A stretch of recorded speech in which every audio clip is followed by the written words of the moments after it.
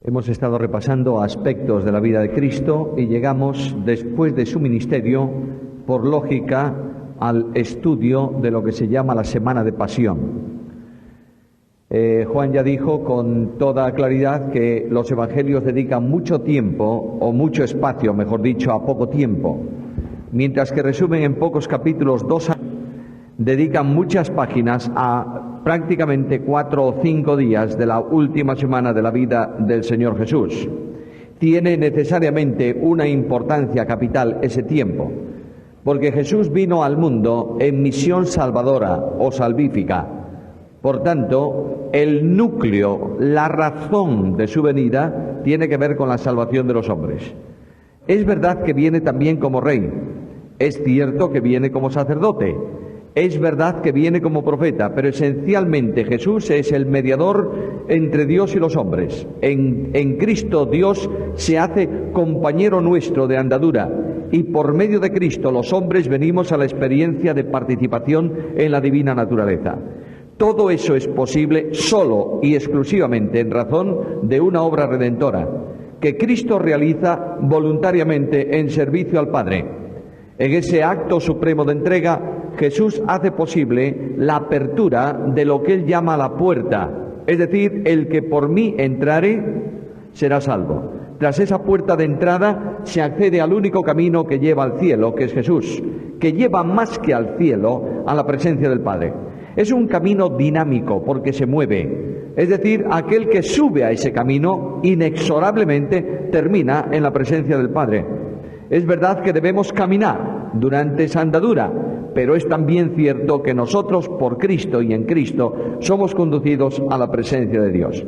Ahora hay algo muy importante en esa semana de pasión, y es que aunque era hijo, dice el escritor de la carta a los Hebreos, por los padecimientos aprendió la obediencia, y por ser consumado en ella, vino a ser para todos los que le obedecen el autor de eterna salvación. Entrar en el estudio de la Semana de Pasión exige que nos descalcemos. Vamos a pisar terreno santo. Y vamos a pisar terreno tan santo que hay que hacerlo con un impresionante respeto. Podemos correr al lado de Cristo en los caminos polvorientos de la Palestina mientras enseña. Podemos correr cerca del Señor cuando hace milagros. Pero hay un tremendo impacto personal cuando contemplamos a aquel que murió por nosotros en una cruz. Esta es la razón del estudio y esta es la causa de la reunión de esta noche. Yo quisiera limitarme a explicar de una forma sintética, fácil, sencilla, lo que tiene que ver con la Semana de Pasión. Porque alguna vez he dicho, no sé si en esta ocasión, que la Biblia no es un libro de información. Es un libro de formación. Estudiamos la Biblia no para conocer más de la Biblia, sino para vivir en consecuencia con lo que la Biblia nos revela. Y vamos a entrar en el ejemplo supremo que condiciona la entrega personal del creyente. En Romanos capítulo 12, versículo 1, Pablo dice: hermanos, os ruego por las misericordias de Dios, ¿qué? Que presentéis vuestros cuerpos. Luego, la cruz es el motor que impulsa el compromiso cristiano. Lo vamos a ver hoy con la ayuda del Señor. Cristo Jesús, nuestro Señor, anunció reiteradamente su pasión a aquellos que le seguían. Lo hizo en ocasiones tan extrañas como, por ejemplo, después de la transfiguración. Lo hizo después de la confesión de Pedro. Por tanto, en momentos en que pudiera inducir a contemplar a Cristo como el gran Rey poderoso, admirable, el Hijo de Dios manifestado en carne, Cristo hace énfasis notable en la pasión. Y el énfasis que Cristo hace en la pasión es un anuncio a los suyos muy concreto, que sería entregado en manos de los hombres y lo crucificaría. No es una muerte cualquiera, es una muerte ignominiosa. Nunca un judío podría ser condenado en ese sentido a crucifixión. La muerte que la ley establecía para un judío era lapidación, es decir, apedreado. En esta ocasión Cristo va a sufrir la muerte destinada, reservada a los esclavos por un lado, y destinada a aquellos que son rebeldes, revolucionarios, contra la autoridad legal romana que gobernaba el territorio donde estaba asentada Jerusalén, lugar donde Jesús va a morir. Mateo capítulo, vamos a ir dividiendo los aspectos de la pasión en los grandes acontecimientos. En primer lugar, la entrada llamada triunfal de Cristo en Jerusalén. Abrimos el Evangelio según Mateo, capítulo 21, y tenemos delante los versículos 1 al 11. Yo voy a ir leyendo y vamos a ir comentando rápidamente esos versículos. En primer lugar, dice el texto: cuando se acercaron a Jerusalén y vinieron a Betfagé, al monte de los olivos, Jesús envió a 2 de sus discípulos.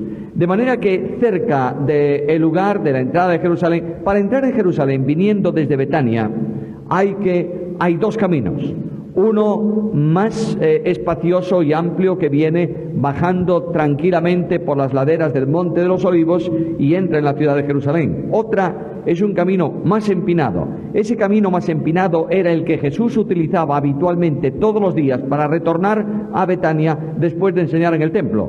De ahí que el último día, cuando ya Jesús no va a volver al templo, al subir esa empinada ladera, se sentó en el Monte de los Olivos, no solamente para hacer un descanso en el camino hacia Betania, sino también para aprovechar el lugar tranquilo y enseñar alguna lección importante a los discípulos. Ahora, el Señor entra ahí, viene desde Betania, esa localidad era una aldea situada en un montículo rocoso, truncado, al lado sudoeste del Monte de los Olivos y a unos 3 kilómetros de Jerusalén. De modo que el Señor hacía esa caminata de 3 kilómetros para poder entrar en Jerusalén. Cuando Él va acercándose a la ciudad, envía delante a 2 discípulos de ellos seleccionados para que fuesen a la aldea que estaba enfrente y trajesen un pollino y un asna. De manera que hay 2 animales que vienen, cumpliendo así también la profecía. El pollino nunca había sido montado por nadie y lo lógico es que viniese su madre también para que el animal estuviese tranquilo. Ahora, Jesús les advierte que si alguien les pregunta ¿qué estáis haciendo?, tenían que dar una respuesta: el Señor lo necesita, y ellos lo dejarán o lo enviarán por medio de vosotros. Notad algo, mis queridos hermanos, la autoridad absoluta del Señor. Algunos piensan que Cristo se puso de acuerdo con los dueños del pollino. Pudiera ser, yo no digo que no, pero no hay duda que el Señor dice: los necesito, y no habrá ninguna oposición para serle entregado. Cristo actuó siempre en su ministerio con autoridad. Cuando Él resucitó a Lázaro, recordáis que Lázaro está en la tumba, en el interior, y el texto griego utiliza una frase muy enfática: Lázaro fuera. Y el que estaba dentro salió. ¿Cómo? ¿Pero cómo salió?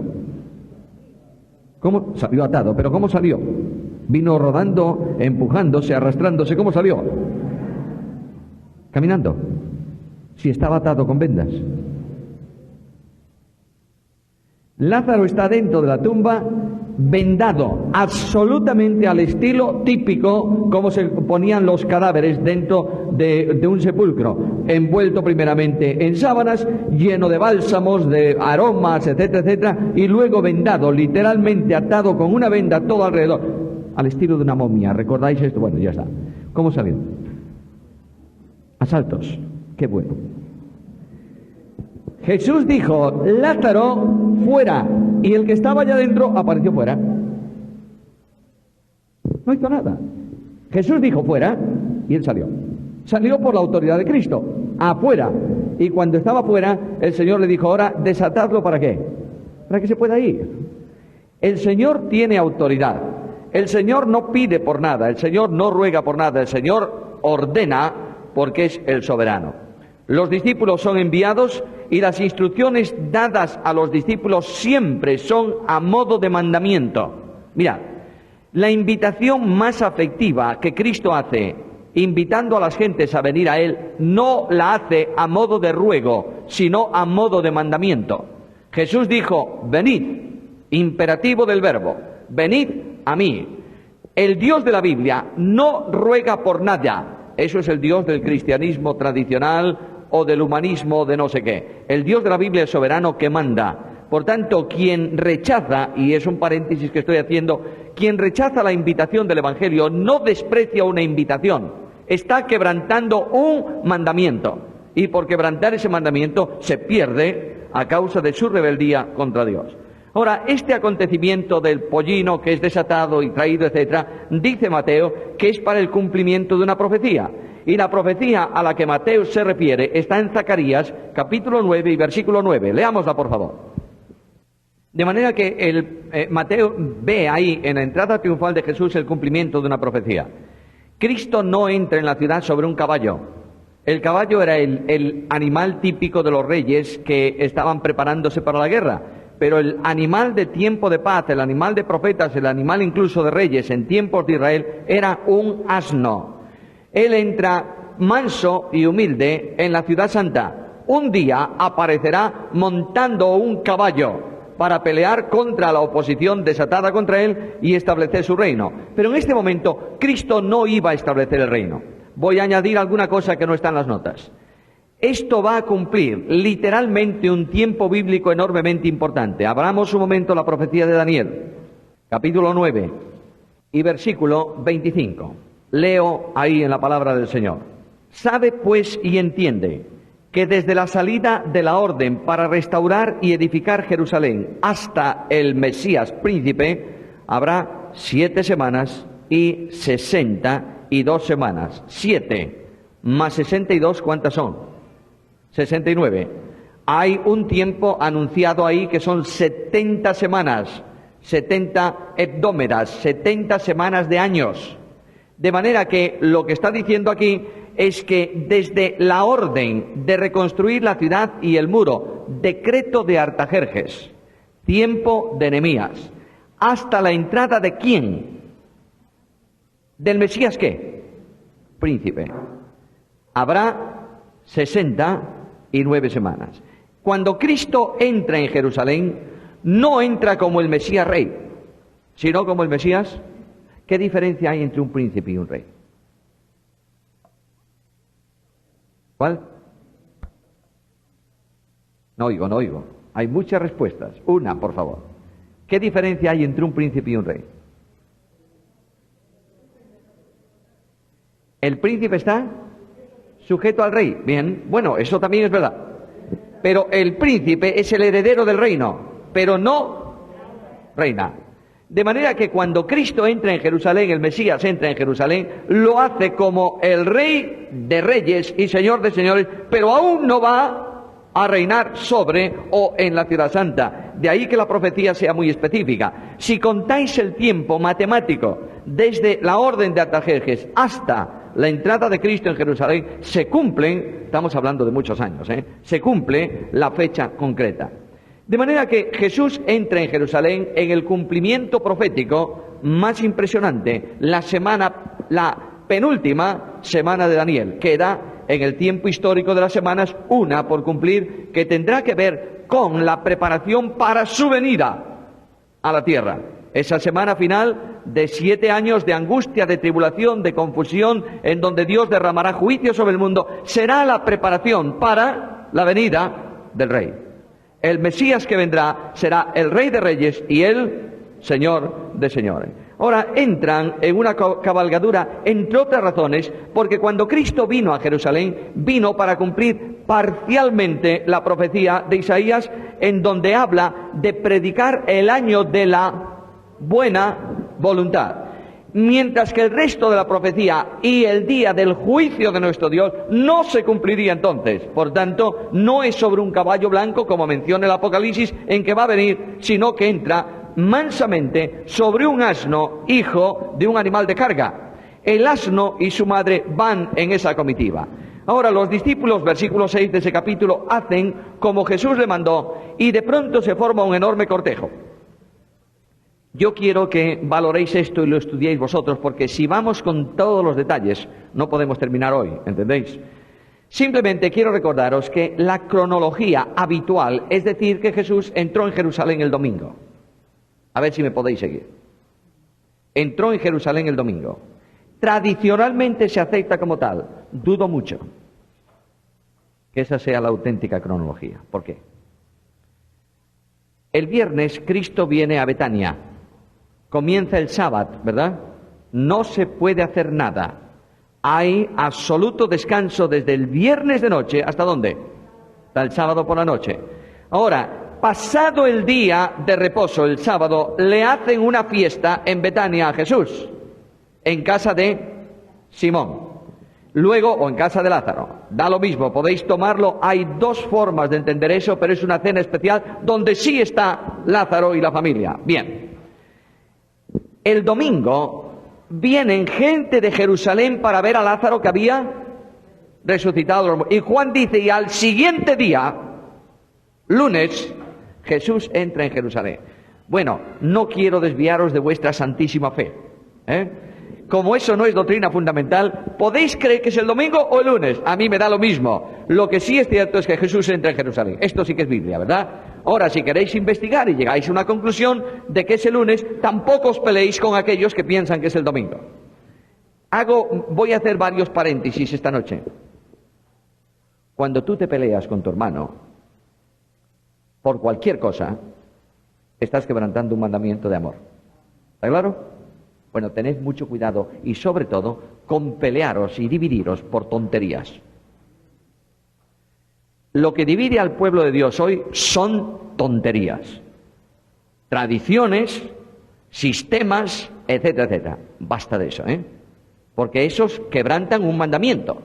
Defienden una hipotética fe y quebrantan un mandamiento que dice solícitos en guardar. ¿Cómo? Bueno. ¿Está claro ese asunto? Bueno, volvemos a nuestro tema. Entra en Jerusalén. Y de pronto, mirad, hay una gran cantidad de gente que viene acompañando a Cristo desde Betania. Los que vienen detrás de Cristo, entre los que están, ¿quiénes? Los discípulos. Luego hay otra gran cantidad de gente que viene, que sale desde Jerusalén al saber que viene Jesús. Salen a recibirlo. De manera que se junta ahí una comitiva. Unos que van delante, otros que van detrás. Y en el centro va el Señor. Ninguna de las cabalgaduras tiene albarda para sentarse en ella, pero no hace falta porque dice el texto de Mateo en el versículo 8, ¿qué cosa? Leamos ahí, por favor. Y la multitud que era muy, ¿qué? Bueno, sabéis que en el texto griego se lee literalmente y la mayoría de las gentes. Reina Valera ha traducido una numerosa multitud, porque indudablemente hay dos multitudes que van con Cristo. Pero lo que dice el texto griego es que la mayoría de las gentes tendían sus mantos en el camino. Los discípulos colocan los suyos sobre el asno y Cristo entra de esa manera en Jerusalén. Y la gente que iba, versículo 9, delante, los que habían salido a recibirle, y al ver que él viene dan vuelta y retornan a Jerusalén, y los que iban detrás clamaban diciendo ¿qué? Hosanna. Esa palabra significa salva ahora. Y hay una primera aclamación. Salva ahora, hijo de David. Hijo de David es el título ¿qué? Mesiánico. Por tanto, las gentes están tributando un reconocimiento de hecho de que aquel que entra cabalgando en Jerusalén era el hijo de David, el Mesías esperado. Segundo, bendito el que viene en el nombre del Señor. Por tanto, el enviado de Dios, otro reconocimiento mesiánico. Y finalmente hay una última aclamación. Hosanna en las alturas. Salva ahora, ¿qué es lo que significa desde dónde? Desde lo alto. ¿Qué fue lo que ocurrió en el nacimiento de Jesús? ¿Qué dijeron los ángeles? Gloria a Dios en las alturas y en la tierra paz, buena voluntad o voluntad acepta para los hombres a quienes Dios está amando. Ese versículo es un tanto complejo. Pero hay una proclamación de desde lo alto el envío de paz. Ahora, desde la tierra se reclama al Señor. Claro, la gente es alguien me va a decir, pero ¿sabían lo que decía? Yo creo que sí. Ahora hay un cumplimiento profético que impulsa todo ese entorno de la entrada de Jesús. Desde la altura, salva ahora. Descienda desde la altura tu salvación. No hay duda, queridos hermanos, que las gentes entendían el reino igual que los discípulos. ¿Cómo? Como algo presente y terrenal. Pero estaban diciendo una enorme verdad. La salvación que entraba en la persona del Salvador procedía ¿de dónde? De las alturas. Aquí tenéis cómo el Espíritu Santo de Dios, cómo Dios conduce la historia conforme a su propósito. Para aquellos se estaba cumpliendo otra parte de un salmo que dice, este es el día que Jehová hizo. Nos gozaremos y nos alegraremos en él. El Señor entra en Jerusalén. Y cuando el Señor entra, versículo 10, dice el texto bíblico, que la ciudad toda se conmovió, diciendo, ¿quién es este? Estamos en la semana de Pascua, ¿verdad? ¿Cuánta gente hay en Jerusalén? Multitudes que vienen de todos los lados. Y ahí se produce una conmoción. ¡Alguien viene! ¿Qué está pasando con ese enorme alboroto en las calles de entrada a Jerusalén? ¿Qué está pasando? Bueno, está viniendo ¿quién? ¿Quién es el que produce eso? Respuesta, versículo 11, ¿qué dice? Fijaros qué diferencia. Hosana al Hijo de David. Hosana en las alturas. ¿Y quién es para ti este? El profeta de Galilea. El profeta de Nazaret. Nunca las gentes estuvieron dispuestas a admitir más que Jesús era un gran profeta. Ahora, ya el Señor entra en Jerusalén, ya lo tenemos ahí, las multitudes aclaman y de pronto se va a producir la segunda purificación del templo. Cristo entra en Jerusalén, se acerca al templo y dice que viendo aquello retornó de nuevo a Betania, iba a venir al otro día, y cuando Jesús entró en el templo echó fuera, versículo 12, a todos los que vendían y compraban en el templo y volcó las mesas de los cambistas y las sillas de los que vendían palomas. Aquello sí que fue una conmoción. Y fue una conmoción especialmente para el sector religioso. Los grandes atrios del templo los habían alquilado la familia sacerdotal, las familias del sumo sacerdote, para que allí estuviese toda aquella, yo diría, inmundicia de gente, que con un enorme espíritu religioso hacían su gran negocio. Entre otras cosas, la mesa de los cambistas, ¿qué era esto? Bueno, entre otras cosas, había que pagar el impuesto del templo. Cada persona en Israel tenía la obligación, todo israelita, ya procede este compromiso desde los días de Nehemías, todo israelita tenía el compromiso de aportar un impuesto anual al santuario. Durante los meses anteriores a la Pascua se podía pagar en las ciudades. Allí iba la gente, los cobradores del impuesto ponían la mesa del impuesto y mucha gente en las ciudades pagaba el impuesto. Ahí fue cuando Pedro le dijo al yo pago, y después no tenía dinero para pagarlo. Pero pasado ese tiempo solamente se podía pagar ya en el templo y no se podía pagar más que con el dinero propio del templo. Luego, si tú venías, en Palestina circulaban muchísimas monedas. Si tú traías una moneda romana que circulaba en Galilea, ¿tú sabes lo que tenías que hacer para pagar el impuesto? Cambiar. Y cuando tú cambias dinero, ¿qué pasa? Hay una comisión. ¿Quién se la queda? El cambista. Y parte de esa comisión del cambista la recibía la familia de los sumos sacerdotes. De modo que hay todo un negocio montado en el templo. Además, se vendían animales, ¿verdad? ¿Tú podías llevar un animal para el sacrificio por tu cuenta o no? Sí, voy al mercado, me compro un animal y lo llevo para el sacrificio. Ah, un momento, ¿eh? El sacerdote en el templo no te iba a admitir eso si no había un certificado de un experto que decía que ese animal no tenía defecto. Y el experto, de modo que, ¿qué es lo mejor que podías hacer? Déjate de complicaciones. Te vas y compras ese animal con el certificado. ¿Dónde? En el atrio del templo. Además te añadían ya todo lo que tenía que ver con la libación para el sacrificio. Es decir, aquello era un tremendo negocio. Y Cristo entra al saco en aquella ocasión.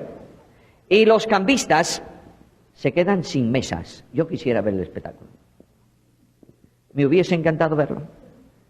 Las pilas de monedas corriendo por los atrios del templo y los cambistas corriendo, no a las monedas, corriendo para afuera. Y los animales por ahí también medio desperdigados.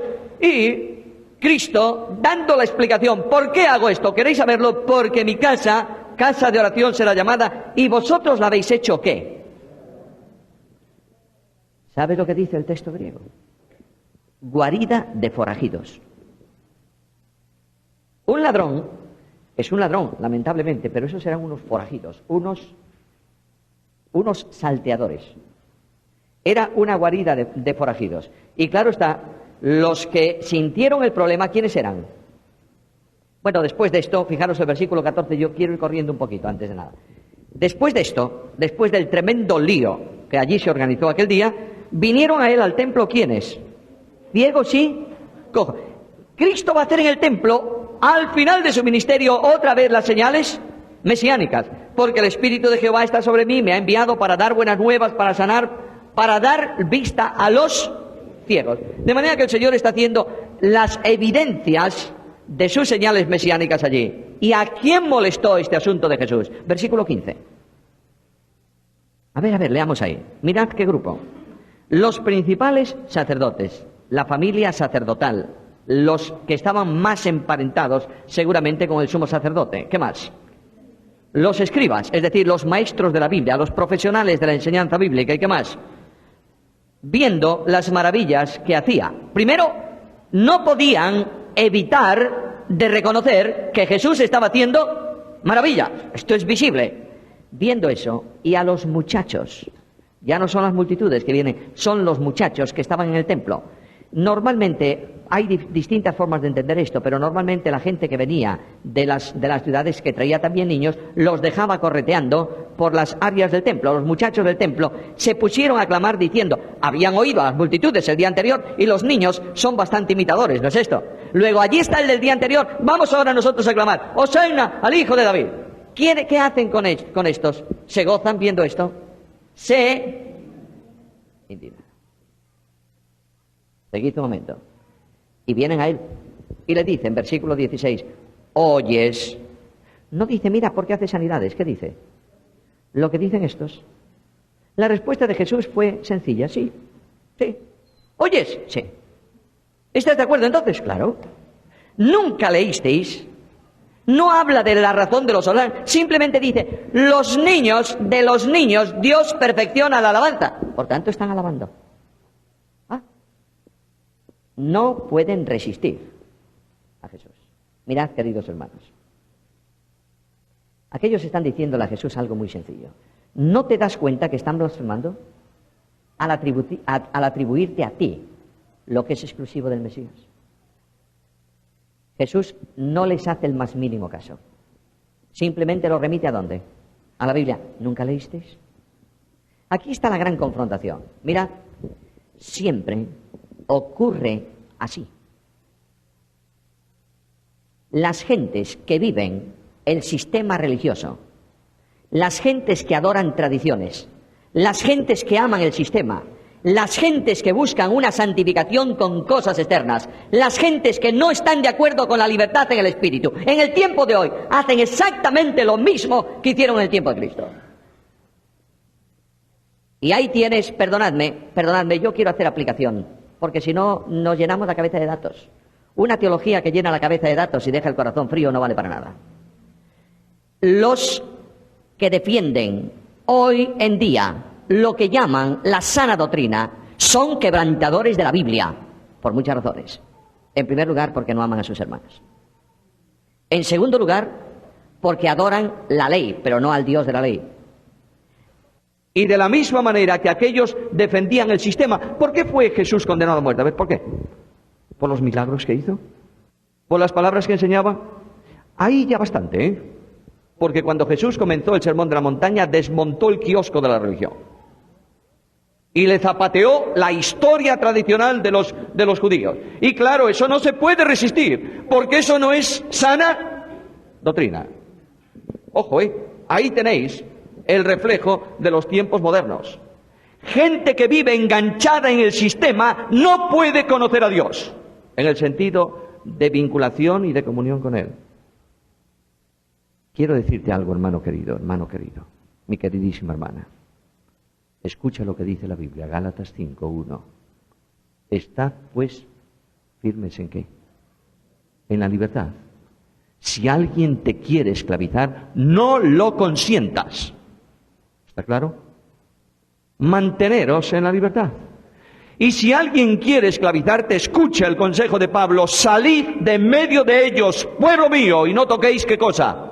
Lo inmundo. Mira, por favor, lee Colosenses capítulo 2, y te encontrarás ahí con un sistema que estaba formado por formas de vestir, por formas de andar, por formas de hablar y por formas de comer. Y Pablo dice con toda claridad que eso no sirve para nada en cuanto al pecado, es decir, a la carne. ¿Por qué? Por dos razones. Primero, porque es carne. Y segundo, porque no impide o fomenta una gravísima obra de la carne. ¿Sabes cuál es?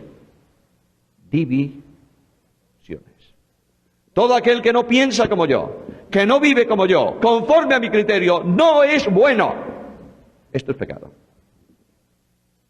Esto es la peor calidad de pecado. Y aquí tenéis a los hombres de los tiempos de Cristo, los religiosos, preguntándole explicaciones: ¿por qué haces eso? Porque él estaba tocando por última vez en la experiencia suya de su ministerio el sistema religioso. Y estaba poniendo en evidencia la corrupción moral de esa gente. Esto está ocurriendo hoy en muchas iglesias evangélicas llamadas conservadoras, en donde se vive colgados de la ley, adorando la Biblia e ignorando al Dios de la Biblia. Jesús los deja fuera y se va a Betania, y allí posa. Ahora, la última vez que Jesús sale de Jerusalén, la última vez que Cristo visita el templo, hay una nueva confrontación. Cada uno de esos días hubo un follón. Perdonadme la expresión así, tan coloquial. Hubo un lío entre Cristo y ¿quién? Las gentes. No, los fariseos. Los escribas, fariseos y escribas permanentemente en el templo. Vamos a ver si encontramos alguna palabra que nos valga para condenarlo legalmente a muerte. Claro, Cristo es el Hijo de Dios, no hay nada que le puedan acusar. Pero en el capítulo 23, Jesús se despide con un tremendo lamento sobre los escribas y los fariseos. ¡Ay de vosotros, escribas y fariseos! Mirad un momento, busquemos un segundo, no voy a detenerme casi nada, pero notad algunas cosas de ese capítulo 23. Primero, ay de vosotros, versículo 13, escribas y fariseos hipócritas, porque cerráis el reino de los cielos delante de los hombres, pues no entráis vosotros, ni dejáis entrar a los que están entrando. Claro, ellos ponían como condición para entrar en el reino su sistema, y nadie entra en el reino por sistema, sino por gracia mediante la fe.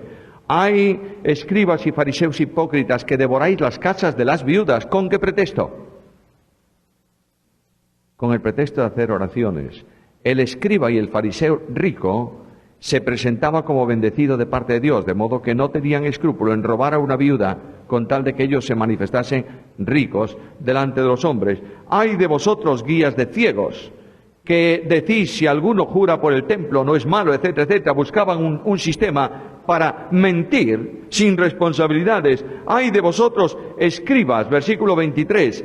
Hipócritas, que diezmáis la menta y el eneldo, es decir, todo cuanto hay en mi campo de todas las cosas, no lo que yo siembro, sino lo que la tierra produce, el diezmo para el Señor. ¿Pero qué? Dejáis lo importante, que es la justicia. ¿Y qué más?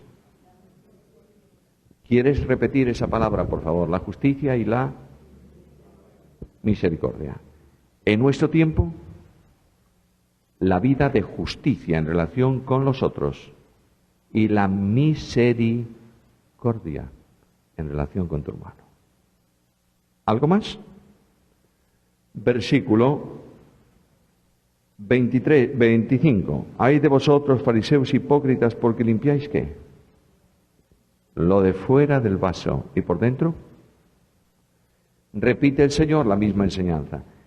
Aparentemente somos santos y por dentro somos corruptos. Estos hombres tenían pecado oculto en su vida sin confesar, pero querían que las gentes lo aplaudiesen por su religiosidad. Mirad, la hipocresía es de una dimensión tan tremenda que pone, yo digo, a mí en una expresión muy española, eriza los pelos leer este capítulo. Por favor, entended bien esto. Cristo advierte sobre un sistema que está vigente siempre. ¿Notáis esto? La vida cristiana no es asunto de afuera, sino asunto de adentro. La vida cristiana, la santidad de la vida cristiana no es que tú vengas con saco y corbata al culto, es que seas santo delante de Dios. La vida cristiana no consiste en que tú, como mujer, te cortes el pelo o te pintes o dejes de pintar. La vida cristiana consiste en que tú como mujer tengas una cabeza limpia, una mente limpia y una lengua limpia. Esto sí que es importante. La vida cristiana no es que tú te pongas pantalones o dejes de poner pantalones, es que tú andes rectamente delante de Dios. La vida cristiana no es que tú hables de Cristo, es que vivas a Cristo. ¿Entiendes esto o no?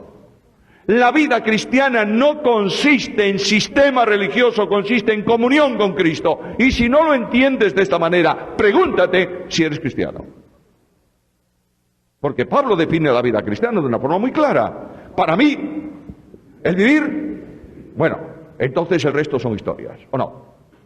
Si yo vivo en apariencia de piedad y no soy verdaderamente piadoso, soy un hipócrita.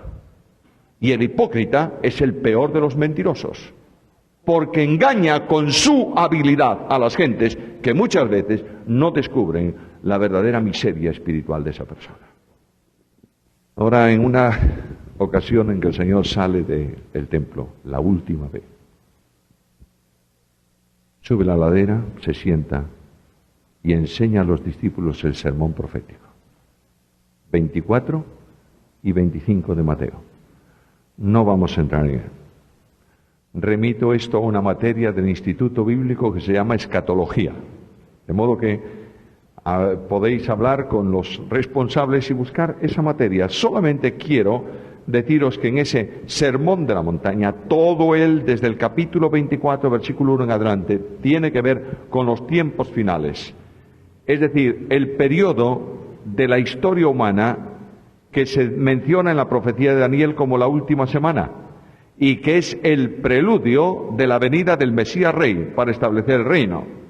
En ese tiempo se van a producir todas las cosas que hay en el capítulo 24 y en el capítulo 25, incluyendo las 10 vírgenes y las mujeres que muelen en el molino, que una será tomada y la otra dejada. Si tú utilizas ese texto para referirte al arrebatamiento de la iglesia, la que es tomada es la que va con Cristo, ¿sí? Y la que es dejada queda para el juicio. Pero como ese sermón tiene que ver con Israel, el que es tomado es echado en las tinieblas de afuera y el que es dejado es el que entra en el reino. Por tanto, hay que analizar de nuevo todo ese contexto. Bueno, tampoco nos peleemos por una interpretación de ese tipo, pero es bueno ir afianzándose en la realidad. Una cosa es la aplicación, otra cosa la verdadera interpretación. Ahora, Cristo, después del sermón profético, entra a las enseñanzas de la última cena. Se ha reunido con los discípulos para tomar por última vez la Pascua con ellos. Hay un enorme caudal de enseñanzas del Señor ahí. Quiero recordaros que en medio de las enseñanzas Cristo ha hecho algo sorprendente, que está en el capítulo 13 del Evangelio según Juan. El Señor, ¿qué hizo? Lavó los pies. El lavamiento de los pies no es simplemente un acto de humildad, que lo es sin duda, ni un acto de cariño, que lo es sin duda. Jesús dice ahí, como yo hice, así debéis hacer vosotros. Y ese entorno del capítulo 13 de Juan es impresionante. Hay unos discípulos que tienen el cuerpo limpio, pero tienen los pies sucios. Y Jesús dice a Pedro, si yo no te lavo los pies, ¿qué? No tienes parte, comunión conmigo. Lo que está enseñando, y claro, Pedro, ahí tenéis al Pedro. Es fantástico, Pedro. No me lavo los pies, de manera ninguna. Mira, Pedro, si no te lavo, no tienes comunión conmigo. Entonces báñame. Es el hombre así. O blanco o negro, nunca hay grises en la vida de Pedro. De manera que el Señor le dice, no, Pedro, no, hombre, porque todo aquel que está lavado no tiene necesidad más que de lavarse los pies. ¿Y qué ocurre cuando lava los pies? Está todo limpio. Los pies en la Biblia son siempre ejemplo de testimonio. Anda delante de mí, mencioné antes, para no buscar otro versículo. Muy bien, cuando tú vas por el camino del mundo, la iglesia camina, peregrina en el mundo, ¿o no? Dios nos ha dado un calzado muy especial. El calzado, cubrid vuestros pies con el apresto del Evangelio. Ahora, si yo no aprieto bien esas sandalias, los pies se me van a manchar. La belleza de los pies del creyente obedece especialmente al hecho de que están dentro de un calzado. Cuando tú andas sin calzado por la calle, los pies se te ponen callosos y no son tan bellos. De ahí que en el Cantar de los Cantares, el escritor del Cantar dice: hermosos son los pies tuyos en tus sandalias, hija de príncipes. Bueno, ahí el Señor dice, debido al contacto con el mundo, muchas veces el polvo, la suciedad del mundo se pega a los pies del creyente. ¿Qué necesita ese creyente? Ser lavado, limpio, para tener plena comunión ¿con quién? Con Cristo. Y Cristo en esa ocasión da un ejemplo impresionante de lo que nosotros tenemos que hacer si realmente somos creyentes en relación con nuestros hermanos. Y especialmente con aquel hermano que tú descubres que tiene una falta espiritual en su vida. Cristo hizo varias cosas allí. En primer lugar, dice el texto bíblico que el Señor se quitó el manto. No puedes tú acudir a restaurar a tu hermano desde la grandeza de tu posición, sino desde la condición de un esclavo. Tienes que buscar a tus hermanos, ayudar a tus hermanos, alentar a tus hermanos, restaurar a tus hermanos, amándolos y sirviéndolos. ¿Te enteras de esto? Segundo, dice el texto bíblico que Cristo tomó agua en un lebrillo. Poca. No fue una pileta de agua, sino la porción de agua necesaria ¿para qué? ¿Para lavar qué cosa? Los pies. La Biblia el agua es símbolo, figura de la palabra. Cuando tú vayas a restaurar a un hermano, cuelga tus conceptos en la percha de tu casa. Y lleva a tu hermano solo y exclusivamente, ¿qué cosa? La palabra. Bueno, es que este hombre anda muy mal porque mira cómo se comporta. ¿Tienes un texto bíblico que prohíba eso? No lo tienes, cállate la boca. Solo la palabra. Llévale la palabra de modo que la palabra surte el efecto de limpieza espiritual, ¿verdad? Y después, ¿qué hizo Jesús? Se ciñó una toalla. Disponte a servir. ¿Y qué más? Y cuando aplicó el agua, ¿qué hizo Jesús? Los enjugó. ¿No es esto? Con la toalla acarició aquellos pies. Yo sé que vosotros los mendocinos no tenéis idea de lo que es la lluvia. Perdonadme que lo diga. Los gallegos sí. Ayer llovieron 4 gotas en Mendoza y la gente andaba media desquiciada por la lluvia. Y yo le decía a Esther, fíjate, qué maravilla, nos está preparando el panorama para Galicia. Y hoy por la tarde estábamos viendo las noticias de televisión y las máquinas quitanieves por las principales autopistas abriendo paso porque está cayendo unas nevadas impresionantes y torrentes de agua por todos lados. Bueno, uno de los grandes problemas de un gallego son los pies húmedos. Por eso, uno de mis traumas es que yo anhelo en invierno no unos zapatos, unas buenas botas así de goma, que pueda meterme en un charco y no pase nada. Porque cuando yo era muy pequeño, en la época del hambre en España, donde no había más que un par de zapatos, yo salía de casa y media hora después tenía los pies empapados. y pasaba por una tienda y mi amigo el vendedor de la tienda me regalaba un cartucho, una bolsa grande de papel de estraza, de papel gordo, y yo llegaba a la escuela y partía aquella bolsa en dos y la metía dentro de los zapatos. No estaba seco, pero estaba caliente. Cuando tú vas a restaurar a un hermano que ha cometido una falta y le tiras encima un balde de agua bíblico y lo dejas así, ese hermano se va a enfriar.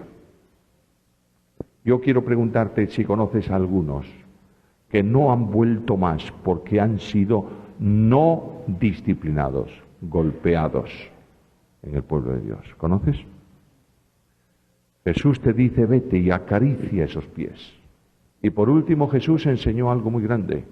Para poder restaurar a tu hermano, Jesús, ¿cómo lavó los pies de los discípulos? Arrodillado. No los pudo lavar de pie. ¿Tú te imaginas a Jesús tratando de lavar el pie de Pedro o de Juan en el diván donde estaban levantándole el pie? Tira a Juan por el aire. Se cae Juan al suelo. No, Señor. Él se puso de rodillas. Cuando tú vayas a hacer un ministerio de restauración, ponte de rodillas. Y antes de hablar a ese hombre, a ese hermano de Cristo, háblale mucho más tiempo a Cristo de ese hermano.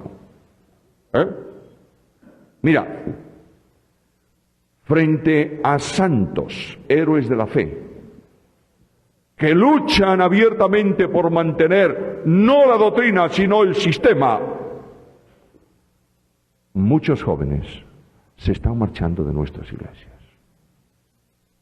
Y muchos adolescentes viven angustiados. Y muchas mujeres lloran. Y el pueblo de Dios gime por santos que no han entendido el ministerio de gracia del Señor Jesús. Y ahí tienes el lavamiento de los pies y las enseñanzas de Cristo. Y por último, la oración sacerdotal. Me vais a permitir 5 minutos nada más, pero porque quiero dedicar la otra parte del tiempo a Getsemaní y a la cruz. De manera que en la oración sacerdotal, ¿qué es la oración sacerdotal? ¿Una oración de intercesión? ¿Ora por nosotros? Muy bien, perfecto. Primero es una oración de rendición de cuentas de un esclavo. ¿He acabado la obra que me diste? Ahora, como ya está hecho todo lo que me diste, vamos a hablar tú y yo, Padre, de lo que yo quiero. Ese capítulo expresa el pensamiento de Jesús en relación con la Iglesia. En primer lugar, yo quiero que este pueblo, son hombres que tú me das, sean hombres asentados en una experiencia nueva. Les he hablado de ti para que tengan vida, porque la vida eterna es que te conozcan, ¿qué? A ti, el único Dios verdadero, y a Jesucristo, a quien tú has enviado. Quiero un pueblo con una vida nueva. No quiero un pueblo religioso. Quiero un pueblo en comunión contigo, que tengan vida y vida eterna. Segundo, quiero un pueblo vinculado a tu palabra. Versículo 6. He manifestado tu nombre a los hombres que del mundo me diste. Tuyos eran, me los diste y han guardado, ¿qué cosa?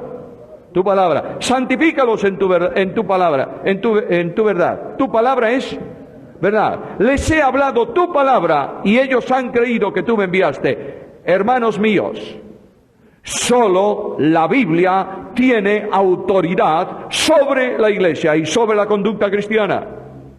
Todo cuanto no está en la Biblia no tiene ninguna autoridad. Cuando tú quieres imponer como autoridad costumbres, historias y tradiciones, estás quebrantando la Biblia, porque estás colocando al nivel de la doctrina tu opinión personal. Guárdatela, por favor, y vete a la Biblia. Necesitamos volver a la Biblia sin condiciones y preguntar a la Biblia, ¿esto es así o no? Esto fue el comienzo del movimiento de los hermanos, ¿sabéis? Creo que hay muchos hermanos presentes esta noche aquí, hermanos libres con H minúscula y L minúscula, ¿eh? Así comienza, volviendo a dónde. A la fuente. ¿Qué más? Además, quiero que sea un pueblo que transiten por el mundo, pero no sean del mundo. Ellos, como yo, no son del mundo. Y además yo quiero que sea un pueblo santo, versículo 17. Y además yo quiero que sean, ¿qué? Uno. Donde haya un creyente, salvo por gracia, mediante la fe, hay un hermano mío. No importa dónde esté, ni cómo se llame, es mi hermano. La comunión que muchos de los héroes, entre comillas, de la fe en el tiempo presente rompen por torpezas, trae una consecuencia gravísima sobre esas personas y sobre quienes le siguen. La comunión no es asunto horizontal. La comunión entre los hermanos no es asunto horizontal, es asunto vertical. ¿Quién lo dice? Lo dice Juan. Nuestra comunión, la horizontal, es verdaderamente ¿con quién? Con el Padre y con el Hijo Jesucristo. La comunión entre un creyente y el Hijo de Dios solo se interrumpe cuando hay en la vida de ese creyente pecado oculto sin confesar. Si no, no hay interrupción ninguna de comunión con Cristo. Cuando yo interrumpo la comunión mía con un hermano, a no ser cuando Cristo la ha interrumpido por causa de pecado sin confesar, ¿sabe lo que estoy haciendo? Estoy poniendo fuera de comunión en mi vida ¿a quién? A Cristo. ¿Te enteras de esto o no? Estos grandes que dicen, no tengo comunión. ¿No tienes comunión? ¿Por qué? Porque no están en la doctrina. ¿En qué doctrina? ¿En qué tipo de doctrina? ¿La tuya o la bíblica?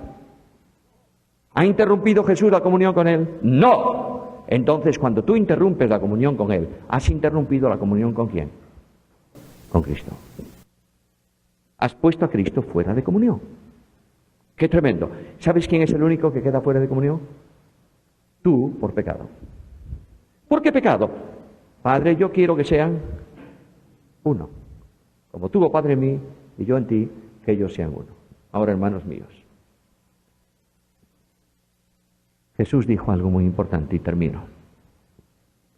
El mundo conocerá que sois mis discípulos si tenéis la misma doctrina unos y otros.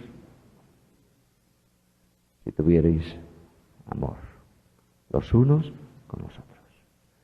Si tú tienes mucha doctrina y mucho ministerio y mucha historia y no tienes amor, eres una persona que con tu ministerio haces ruido que molesta a Dios y ruido que molesta a la Iglesia.